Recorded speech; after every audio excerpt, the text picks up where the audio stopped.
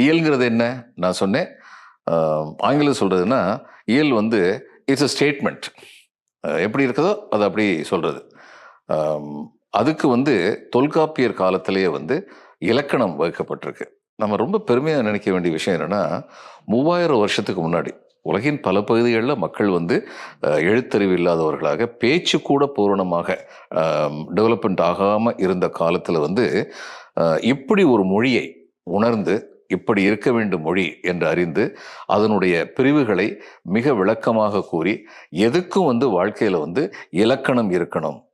அதன் அடிப்படையில் வந்து இலக்கியம் உருவாக வேண்டும். முதல்ல இலக்கியம் உருவானதுக்கு அப்புறம் தான் இலக்கணம் வந்திருக்கும். ஏன்னா எல்லாருமே புது கவிதை இருக்கு. எல்லாருமே எழுத ஆரம்பிச்சாங்க புது கவிதைங்கிற பேர்ல. அப்ப சொன்னாங்க புது கவிதை வந்து தலைகளுக்கு கட்டுப்படாமல் இருக்க வேண்டும். ஆனால் கருத்துக்களுக்கு கட்டுப்பட்டதாக இருக்க வேண்டும். கருத்தே இல்லாமல் எழுதுறதுக்கு பேரெல்லாம் புது கவிதை இல்லைன்னு அதுக்கு ஒரு இலக்கணம் கொண்டு வந்தாங்க. அது மாதிரி அந்த காலத்துல வந்து இந்த இயல், இசை, நாடகம் 3க்குமே இலக்கணம் வகுத்திருந்தார்கள். அந்த இலக்கணத்தை பின்பற்றி இலக்கியங்கள் படைக்கப்பெற்றனங்கிறது ரொம்ப ஒரு பெருமையான ஒரு விஷயம். முதல்ல இப்ப வந்து இயலை மட்டும் பார்ப்போம். இயல் தமிழுக்கு இலக்கணம் வந்து 5 வகைப்படும். அது என்னென்ன?